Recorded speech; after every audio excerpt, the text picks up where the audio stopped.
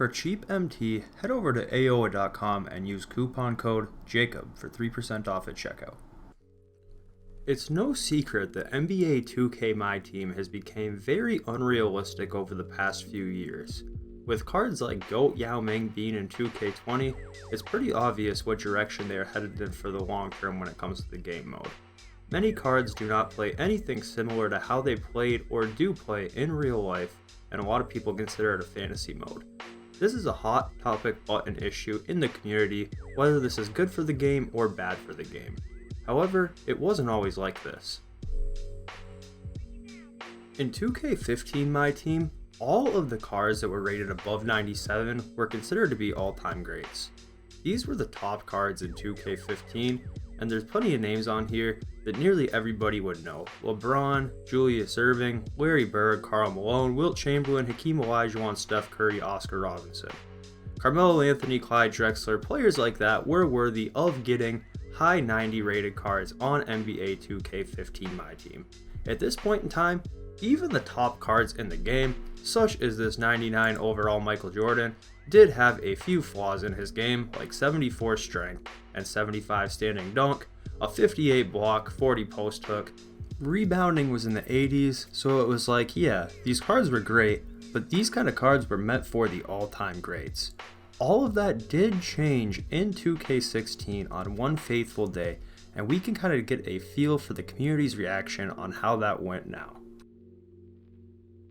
In today's video on NBA 2K16, we're looking for some of these new diamond cards that came out. Yeah, that's right. There's 5 new diamonds on top of the 2 other new diamonds that came out the other day. I wrote them down. We have a diamond Ty Lawson, a diamond Kevin Love, a diamond Kyrie Irving, that kind of makes sense, a diamond Louis Scola, and a diamond Brandon Jennings. Are you serious right now, 2K? I'm going to try to find them right now. Here we go. Trying for 50 hours. Legit. And I finally got the Diamond Scola. Oh my gosh. So yeah, pretty much in the matter of 1 week, 2K threw realism completely out of the window for Myteam. On December 15th, 2015, they added Diamond Jamal Crawford into the game. Came with a 92 shot 3, 92 speed, like by far one of the best guards in the game at the time. Nobody really expected this at all. As we can see in the comments section here, this is so dumb, damn it 2K.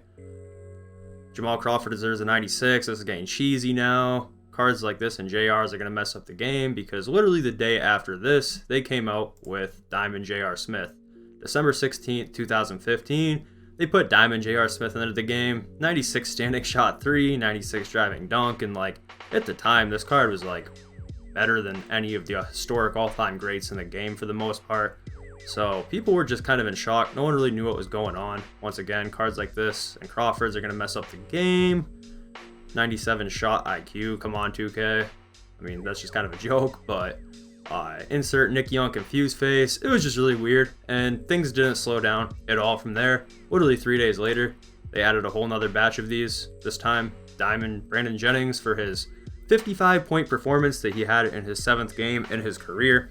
So this card came out, was one of the best point guards in the game at the time. He could shoot the 3, he was ridiculously fast. Top comments, LOL at some of these diamonds. My thoughts here, this is a GIF.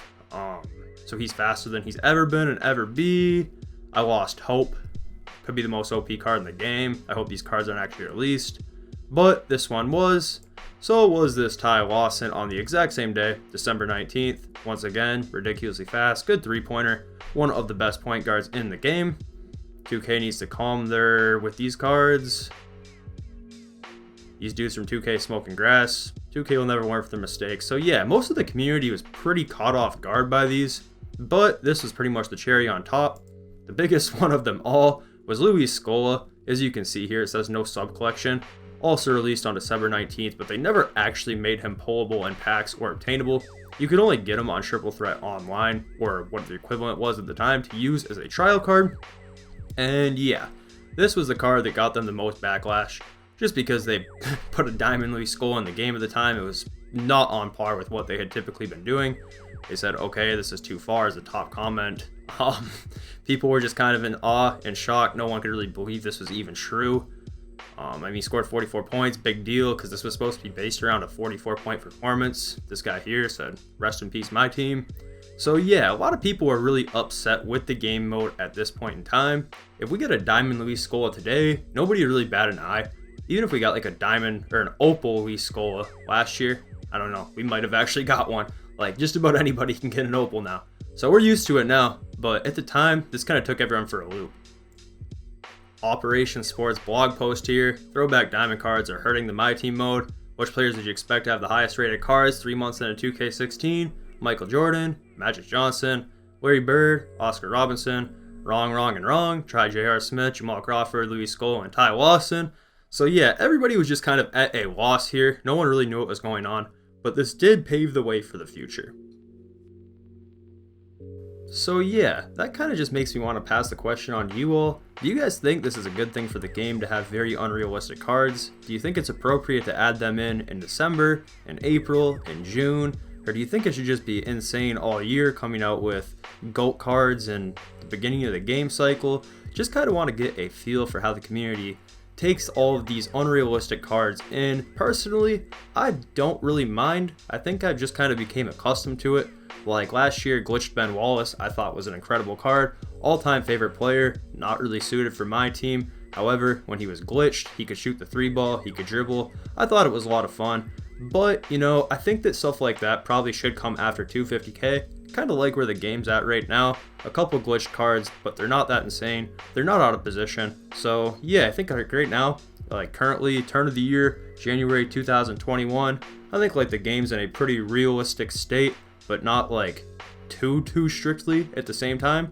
It's kind of a toss-up. Some cards are, some cards aren't. Personally, this is about the time of year I like it best, but I kind of just want to hear your opinion on it. Alright guys, thanks for tuning in. It's Unbeatable Jacob, and I'm out.